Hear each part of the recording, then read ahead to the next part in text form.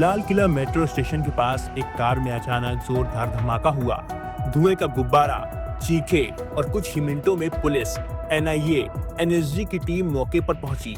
12 लोग मारे गए, कई घायल हुए, लेकिन असली झटका तब लगा जब इस विस्फोट के पीछे का असली चेहरा सामने आया। अब जांच में एक नया मोड़ आया है। दिल्ली विस्फोट के तार अब सीधे तुर्की तक जुड़ते नजर आ रहे हैं। जांच एजेंसियों के मुताबिक जिन दो नामों ने पूरे केस का रूप बदल दिया वो हैं डॉक्टर मोहम्मद उमर नबी और डॉक्टर मुज्जमिल शकील। दोनों एक वक्त पर मेडिकल यूनिवर्सिटी में पढ़ाते थे। एक पुलवामा का रहने वाला, दूसरा फरीदाबाद से जुड़ा हुआ। लेकिन इन दोनों पर शक है कि ये किसी सफेद पोश आतंकी मॉड्यूल के सदस्य थे, यानी ऐसे लोग जो दिखने में आम डॉक्टर, प्रोफेसर या प्रोफेशनल थे, लेकिन अंदर ही अंदर आतंक के एजेंडे पर काम कर रहे थे। जांच में सामने आया कि ये दोनों तुर्की गए थे, जहां इनकी मुलाकात जैश ए मोहम्मद और अंसार गजवत उल हिंद के हैंडलर से हुई। यही मुलाकात मानी जा रही है कि इस नेटवर्क के मजबूत होने की शुरुआत हुई। सूत्रों के मुताबिक तुर्की से लौटने के बाद इस मॉड्यूल ने तय किया कि अब सिर्फ कश्मीर तक सीमित नहीं रहेंगे, बल्कि पूरे भारत में अपना नेटवर्क फैलाएंगे।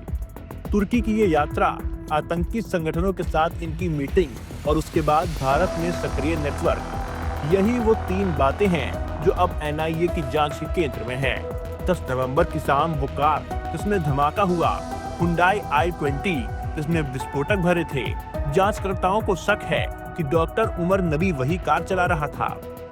वो अल फला यूनिवर्सिटी में असिस्टेंट प्रोफेसर था। कुछ घंटे बाद इसी यूनिवर्सिटी से जुड़े 3 डॉक्टरों और कुल 8 लोगों को गिरफ्तार किया गया और फिर जो मिला उसने सबको हैरान कर दिया। 2900 किलो विस्फोटक। जी हाँ, 2900 किलो विस्फोटक। इतना बारूद की अगर पूरी मात्रा में इस्तेमाल होता तो दिल्ली के कई किलोमीटर तक तबाही हो सकती थी। एनआईए ने इसे सफेद पोश आतंकी मॉड्यूल नाम दिया है, यानी वो मॉड्यूल जो दाढ़ी, बंदूक या पहाड़ी ठिकानों से नहीं, बल्कि कॉलेज, यूनिवर्सिटी और लैब से ऑपरेट हो रहा था। डॉक्टर मुज्जमिल गनई, जो फरीदाबाद के अल फलाह मेडिकल कॉलेज में पढ़ाता था, उसके ठिकाने से ही 2900 किलो विस्फोटक बरामद हुआ। उसके संपर्कों की लिस्ट में कई नाम ऐसे हैं जो अब खुफिया एजेंसी के रडार पर हैं। इस जांच की कमान अब एनआईए और एडीजी विजय सखारे के हाथ में है। केंद्र मंत्रालय ने एनआईए को केस सौंपते हुए 10 अफसरों की स्पेशल टीमें गठित करी हैं। इनमें एक आईजी, 2 डीआईजी, 3 एसपी और कई डीएसपी रैंक के अधिकारी शामिल हैं। ये टीम अब Delhi police, Jammu Kashmir police, Haryana police और यूपी एटीएस से जैश ए मोहम्मद के इस नेटवर्क से जुड़ी सभी केस डायरी और साक्ष्य अपने कब्जे में ले रही है।